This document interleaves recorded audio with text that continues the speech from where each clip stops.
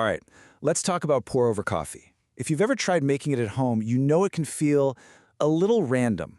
But what if you could get that delicious, perfect cup every single time? Well, that's exactly what we're going to break down today. Okay, let's dive right in, because I think this is a feeling a lot of us know all too well. You go out, you buy some amazing coffee beans, you get all the fancy gear, you follow a recipe perfectly, and still, this is the #1 frustration, right? One morning, your cup is just sour and sharp. The next day, you do the exact same thing, and suddenly it's harsh and bitter. It feels totally random, like you're just rolling the dice. But I promise you, it's not. The answer's all about what's actually happening inside that coffee filter. So to solve this whole inconsistency problem, we need to understand just one single, absolutely crucial concept that rules all coffee brewing. And that concept, right there, is extraction. It sounds technical, but it's super simple. Extraction is just the act of pulling flavor out of the coffee grounds and into your water. That's it. If you pull out too little flavor, it's going to taste bad. If you pull out too much, it's also going to taste bad. The goal is to hit that perfect sweet spot, that balanced extraction, where everything just sings. So now we have a way to diagnose our coffee. If it tastes sour, kind of sharp, maybe a little salty, that's under extraction. You didn't get enough of the good stuff out. On the flip side, if your coffee tastes bitter or it leaves that dry, chalky feeling in your mouth, kind of like a really strong black tea, that's over extraction. You pulled out all the good stuff, and then you kept going and pulled out the bad stuff too. But what if your coffee tastes like both? A little bit sour and a little bit bitter at the same time. This is the really sneaky one. This is what trips up most people. It's called uneven extraction. It means some of your coffee grounds gave up too much flavor, and others didn't give up enough, all in the same brew. But don't worry, it's super common, and we're going to figure out exactly how to fix it. So, how do we finally get control over this whole process? Well, we do it by pulling two really simple but incredibly powerful levers.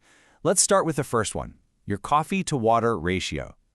Before we can even begin to talk about flavor, we have to talk about strength, how concentrated the coffee is. Your ratio is just the weight of your dry coffee compared to the weight of the water you use. And this is your main tool for controlling how strong or how weak your final cup is going to be. Now, just to give us a frame of reference, the Specialty Coffee Association, or SCA, came up with something they call the golden ratio. It's 1 part coffee to 18 parts water. This was really designed for those big batch brewers you see in coffee shops, but it's a great benchmark for understanding what the pros consider a good, balanced strength. But, as you can see from this table, different brew methods work best with different ratios.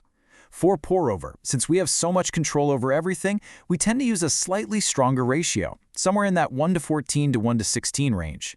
So, if your coffee always tastes kind of watery or weak, this is the very first thing you should check.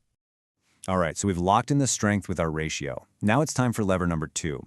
And honestly, this is probably the single most powerful adjustment you can make to dial in the actual taste of your coffee.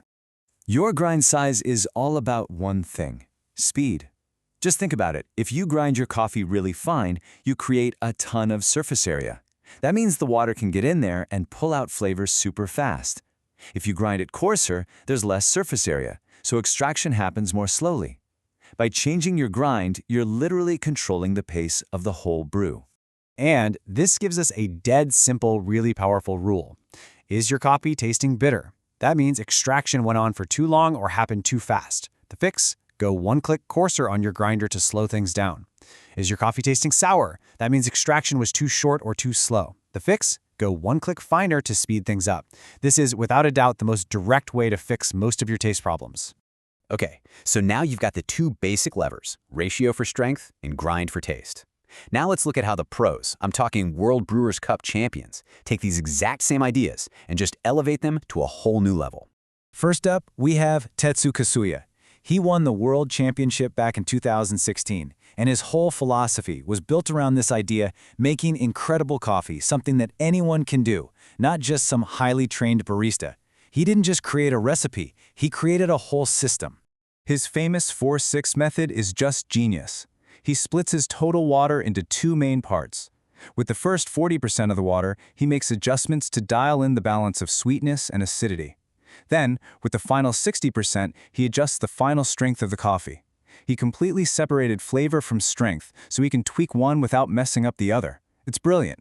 But, of course, the pros have a few more levers to pull.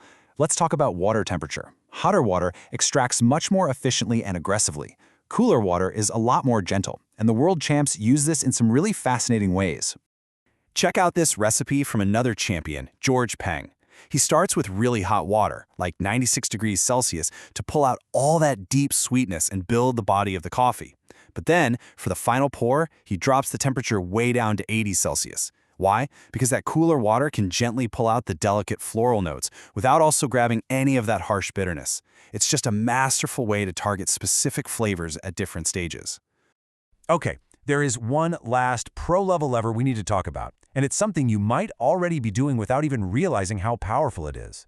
It's called agitation, which is really just a fancy word for physically moving the coffee grounds around while you brew. So when you see a coffee expert like James Hoffmann give the brewer a gentle swirl after a pour, or use a small spoon to stir the grounds, that's not just for show. Each one of those moves is a form of controlled agitation. It's all about making sure every single coffee ground gets wet at the same time, which helps prevent that nasty, uneven extraction we talked about, and it creates a flat bed of coffee at the end for a super clean taste. So really, the main point here isn't about memorizing one magic recipe. It's about understanding that you have the tools to take any recipe and make it work for your coffee and for your tastes. It all comes down to this simple, repeatable loop. Step 1. Taste your coffee and diagnose it. Use the words we learned. Is it sour or is it bitter? Step 2. Pull the right lever. Your first move should almost always be a small adjustment to your grind size. And Step 3. Brew it again and taste it again. This process of tasting, tweaking, and repeating, that is the real secret to great pour-over coffee. You're not just following a set of instructions anymore. You're in the driver's seat. You have the tools, you have the knowledge, you have everything you need to make coffee that tastes exactly the way you want it to. So the only question left is, what are you going to create?